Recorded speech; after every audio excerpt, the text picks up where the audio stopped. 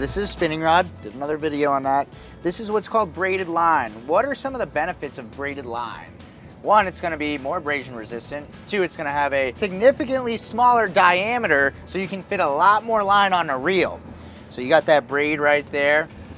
Now right here, okay, why don't I just tie the hook onto that braid? Well, we have what's called a leader right here. This one a tarpon setup, so we have about a 4 or 5 foot leader.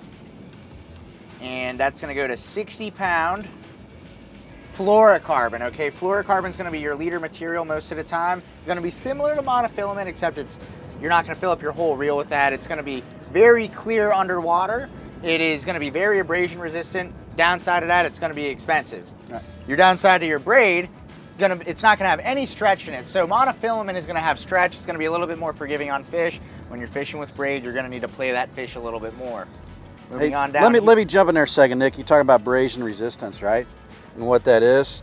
So this one here has obviously had a fish on it previously. Maybe if I put it on my shirt here, I don't know if they can zoom in on it or not and see it good enough. But see how that's all chafed up and chewed up? That's been through a tarpon's mouth right there. So having a heavy enough leader, and this is fluorocarbon, which is going to turn invisible in the water.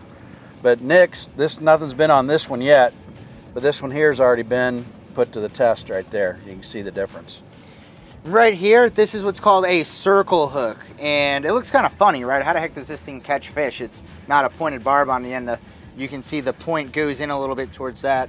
The point of a circle hook is actually going to be, you don't set the hook like you see in a lot of those bass fishing videos. This is going to sit perfectly in the corner of the fish's mouth.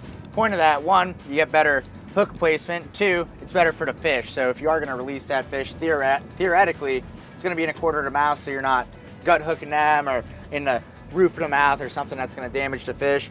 Some people like circle hooks. Some places circle hooks are required for some fisheries. Some people like J hooks a little bit more too. So that's kind of what we're working with here, and you are ready to rock. Enough talking, let's go do it. What are a few things that you've picked up on over the years to really get them hooked? Probably first and foremost is just keep them busy, right? And you as a parent, don't have the expectation that you're gonna spend the day fishing. You're gonna spend the day being the first mate. You know, you're gonna be baiting hooks and unhooking things and untangling lines and all that kind of stuff. So I know when I get my granddaughter out here, it's just a matter of, put bobber on a line, throw it out, let her catch pinfish, do whatever. Load up the live well, right? So when you're gonna go fishing the next day, you can take them home, pin them up. Just, let them have fun. Just create a good experience too. Watch that weather a little closer than you normally would. You don't want anybody getting scared out there and, getting caught in a summertime squall. Just have a good time. Right here, this is a Penn Senator Classic. This is gonna be a little bit more for bottom fishing, maybe a little bit of light trolling. And right now we're spooled up with monofilament fishing line. You're gonna hold this one either underneath your armpit for bottom fishing, or fighting fish like that, you're gonna wanna put that in your hip right there. So you're gonna be using your left arm strong, just reeling with your right hand. Really put some drag on these fish with this star drag right here so you can tighten that or loosen that. Put it in free spool, you got that lever. You do need to be careful, make sure it doesn't go out too fast, then you're gonna get a backlash. Over here, this is my tarpon setup.